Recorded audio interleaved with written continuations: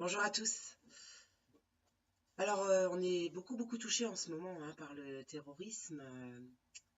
Je voudrais savoir par qui est créée la peur et pourquoi. Je ne sais pas si certains se sont déjà posé la question. Alors moi, je suis allée très loin dans ma réflexion. Vous allez voir, ça va encore déranger, mais enfin bon, on va faire avec. En Angleterre, c'est la troisième fois en très peu de temps que ce pays est touché par des actes de ce type, en moins de 3 mois quand même. Des dizaines de titres, d'articles, de reportages télé, on nous bassine avec ça. Enfin, j'imagine parce que je regarde plus la télé.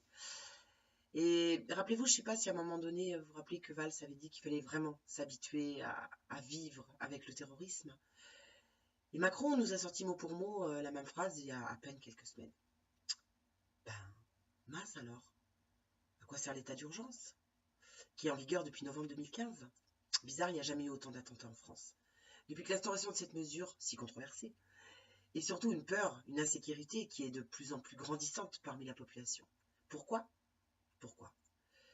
Parce qu'un peuple qui a peur ne réfléchit pas. Il devient docile.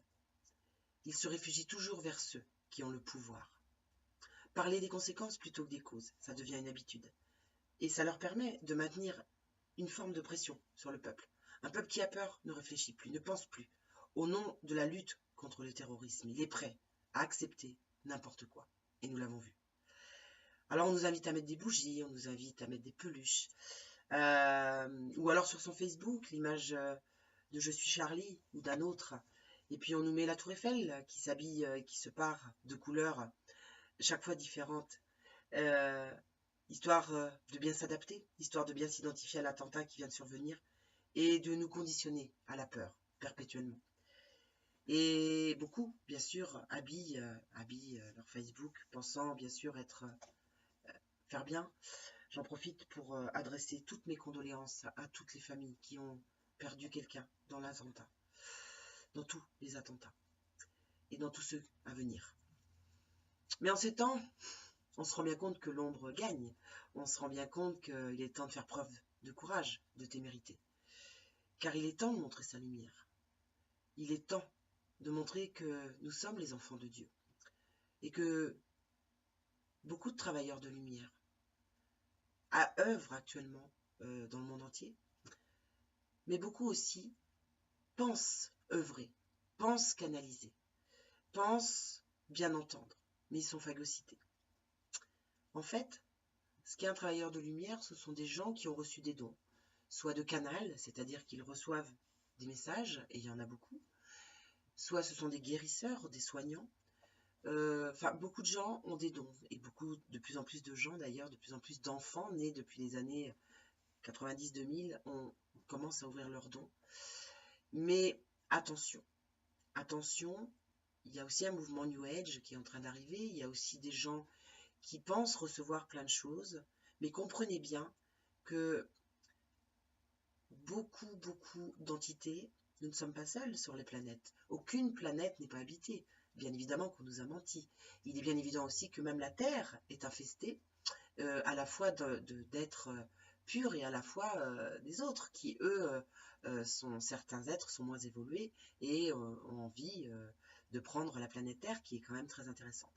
Alors je sais que ça va paraître fou pour beaucoup, je sais qu'on vous a beaucoup menti, mais il faut bien comprendre que ces entités travaillent sur le plan éthérique et qui sont de vrais caméléons et qu'ainsi ils entrent dans les failles de chacun, et même les vôtres, mais vous n'en avez pas forcément conscience. Et à partir du moment où on va manifester des peurs, des craintes, automatiquement ils vont se mettre dans la faille. C'est ce qui explique que de plus en plus de gens sont dans la colère, se révoltent les uns envers les autres, pas contre les bonnes personnes bien évidemment, et ils vont appuyer sur vraiment vos défauts. Si quelqu'un est dans l'hypersexualité, ils vont appuyer dessus. Si quelqu'un est dans l'alcool, ils vont appuyer dessus. En clair, ils sont là pour nous faire tomber. Ils sont pas là pour nous faire briller. Et il faut bien comprendre que rien ne viendra de l'extérieur, absolument rien. Nous sommes les seuls à retrouver notre route, notre conscience et à l'élever. Et nous sommes seuls sur ce chemin. Rien ne viendra de l'extérieur puisque tout est en nous, puisque nous sommes issus de la main de Dieu. Absolument tous, beaucoup de chercheurs l'ont prouvé. Et en fait, on est en train de nous parler de l'Apocalypse. Oui, c'est déjà commencé. Et c'est seulement notre lumière qui transformera ça. Rien n'est écrit dans la pierre, rien n'est gravé, car nous sommes la lumière et nous représentons celle-ci, tous autant que nous sommes, à la fois individuellement et à la fois ensemble. Nous sommes nés de cette lumière, de cet endroit merveilleux du monde des étoiles, de la lumière, mais nous l'avons simplement oublié. Dieu envoie des puissances d'égarement. Pourquoi? Parce que trop de gens croient aux mensonges et agissent en son nom. Alors que la loi de Dieu n'est qu'amour. L'humain refuse de voir, refuse de comprendre. Il se complaît dans le mensonge, dans l'illusion, et il s'est installé dans son confort, ce qu'il croit être un confort. Pourtant, il n'est qu'illusion, et sa non-liberté est payée par ce pseudo-confort.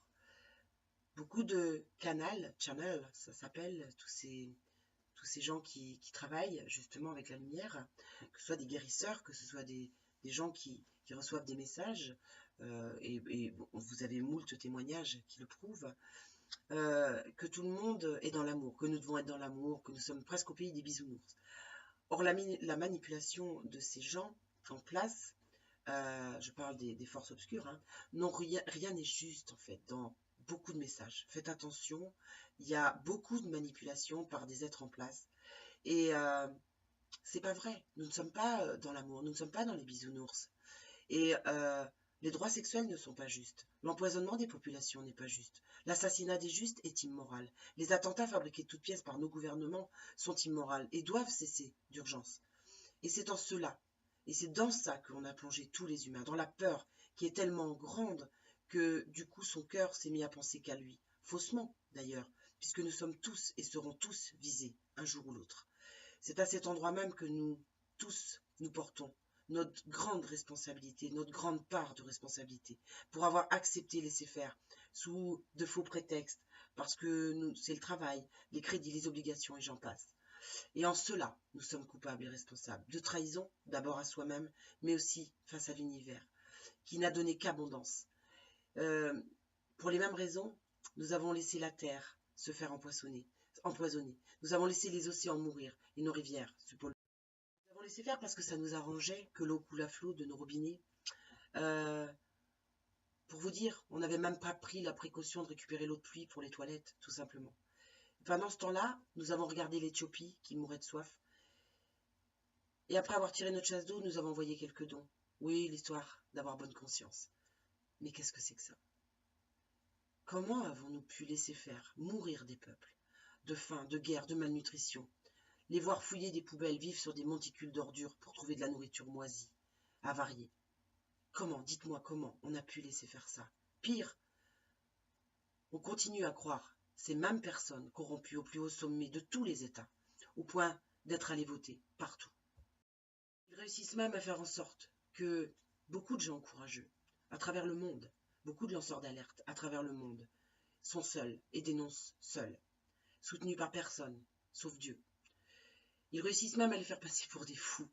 Pire, vous les faire en sorte de les discréditer en les faisant passer pour des originaux qui seraient omnibulés par la théorie du complot ou des reptiliens. Or, tout est déjà là.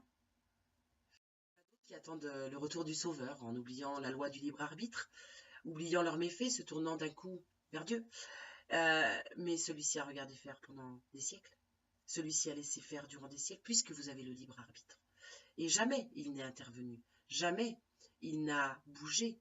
Il vous a laissé faire, comme ses enfants, faire vos expériences, faire nos expériences. Et puis il y en a qui se sont levés, Jésus, ou Abraham, ou Lincoln. Et malheureusement, nous les avons tués, les hommes les ont tués, car ils voulaient la paix. Personne n'a bougé. Mais par amour, nous sommes tous ses enfants. Par amour, il a tout accepté. Et nous a laissé apprendre pendant des décennies. Mais qu'avons-nous appris? La guerre, le viol, la corruption, le mensonge, la dépravation. Alors est-ce qu'il ne serait pas venu le moment de se sauver soi-même? Aucun sauveur ne viendra dans un tel chaos. Il ne viendra que lorsque tout sera terminé. Il ne viendra que lorsque la terre se sera sauvée elle-même. Comprenez-le bien. Et pour ça, nous devons changer notre peur, notre corruption, notre individualité, notre monde sans amour. Alors, nous sommes en colère et nous réalisons que là-haut tout est mauvais, que tout est corrompu. Et c'est contre eux que nous retournons notre colère. Mais ne sommes-nous pas aveugles?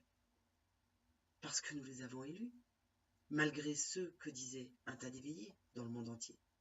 Beaucoup pensent que les élites, sous la pyramide, ont le pouvoir. Non, même eux sont manipulés. Beaucoup de travailleurs de lumière pensent être des channeling, pensent que leur message vient de là-haut. Comment le savent-ils lorsque leur ego est encore gonflé d'orgueil ou de peur? Et beaucoup sont encore dans ça. Je sais qu'ils le font pour le bien-être des gens. Je sais qu'ils essaient d'œuvrer pour le bien-être. Mais certains ont un tel besoin de reconnaissance ou un tel besoin de recevoir. Ça ne fonctionne pas comme ça. Commencez par indiquer le chemin. Commençons par indiquer le chemin. Soyons humbles, soyons humbles. Tous, soyons une lumière. La lumière n'a pas besoin de parler, de dire, d'accuser ou de se gausser. Elle est, elle est. Elle brille simplement par son éclat. Et elle ne peut briller que lorsque tout est propre, en soi. Cet éclat, c'est notre guérison, totale et entière. Et sans elle, on n'éclaire pas beaucoup. Mais avec le pardon à soi, total et entier, vous brillerez de 1000 feux. Vous n'aurez plus rien à prouver, ni à attendre, et l'amour resplendira. Car si je suis guéri en moi, je ressens l'amour sincère et véritable. Beaucoup parlent d'amour, de pardon. Mais nous ne sommes pas dans le pays des bisounours. Et tout sera réglé, ne sera pas réglé comme ça. Nous, en fait, nous sommes aussi sous influence. Croire que nous recevons des messages est très souvent, ceux-ci sont manipulés. Car là aussi, à des niveaux éthériques, on nous manipule. Ce qui nous guette, le plus grand danger qui nous guette, ce ne sont pas eux, c'est bien nous. On nous parle de pandémie, mais la pire des pandémies est déjà là. La pire est déjà là. Notre planète est manipulée par des hommes sous influence, mais aussi par des forces obscures. Appelez-les comme vous voulez, peu importe. Ils se nourrissent du négatif. Et là, d'un coup, vous comprenez mieux pourquoi les attentats, les maladies, les vaccins, les dettes, les pertes d'emploi. Et si je refuse cela, si je refuse de céder à la peur, si je commence à envoyer de l'amour et à rayonner partout autour de moi, tout se dissout. Tout devient éthérique, tout s'en va. Parce que ces gens-là ont peur du pire pour eux, c'est l'amour. C'est si vous leur envoyez de l'amour. Les êtres ou les créatures qui sont simplement mauvaises, c'est à nous de les transmuter. C'est à nous de lâcher notre colère, notre désespoir, de le transformer en amour, en pardon. Mais déjà en nous-mêmes, nous sommes autant responsables que ces hommes ou ces entités qui manipulent la planète. Parce qu'au fil du temps, nous avons perdu notre divinité et notre lumière. Donc désormais, tout ne dépend que de nous. Rien n'est gravé dans la pierre, non rien. Notre monde commence à être mis en quarantaine. Nous sommes au début. Certains parlent de l'apocalypse. Je ne connais rien en religion. Je ne connais rien du tout. Je ne crois en rien, sauf en la lumière divine et en l'amour pur. Je ne connais aucun texte sacré et de façon volontaire, car il m'a été demandé de n'écouter que mon cœur et que mon âme. Mais je sais que nous allons devoir faire face à une lutte et que celle-ci sera notre foi et notre lumière intérieure. Et elle fonctionnera selon nos failles, car ils agissent que sur nos failles. Donc si nous nourrissons la peur, ils vont de suite l'utiliser pour provoquer des choses en nous et pour nous déconnecter de cette divinité, de cet amour pur. Nous sommes déjà mis en quarantaine. Donc, le seul choix que nous ayons est de transmuter tout ça et d'aller vers de l'illumination. Notre seul choix est de les transmuter eux aussi et pour qu'ils deviennent eux-mêmes lumière. Nous devons transmuter l'énergie. C'est notre seul chemin. Nous n'en aurons aucun autre. Transmuter veut dire se métamorphoser. Ça veut dire changer. Et en alchimie, les alchimistes, les hermétistes, vous parleront de changer un métal vulgaire en métal noble. Donc, pouvons-nous encore devenir nobles, être un peuple valeureux et téméraire, digne de l'amour, de l'univers, de l'abondance. Regardez la nature, elle est parfaite. C'est la seule chose que je vois de parfaite en ce monde. Parce qu'elle ne joue ni un rôle, parce qu'elle ne cherche pas à plaire à quiconque. Les orties piquent et elles sont authentiques. Soyez tous authentiques. C'est seulement comme ça que nous retrouverons le chemin de notre liberté intérieure et de l'amour et de notre divinité intérieure. Nous avons les stigmates et les mémoires de notre amour inconditionnel. L'avons-nous perdu à jamais? Je sais que ma vidéo va parler à certains et que d'autres seront esclaffés, niant ce que leur cœur leur dira. Alors que ceux qui entendent ce message, cet appel, que cela se lève et transmute cette énergie, que votre amour inonde la terre et ceux qui la détruisent, car c'est à cette seule condition que nous y parviendrons ensemble et dans l'unité. Namasté.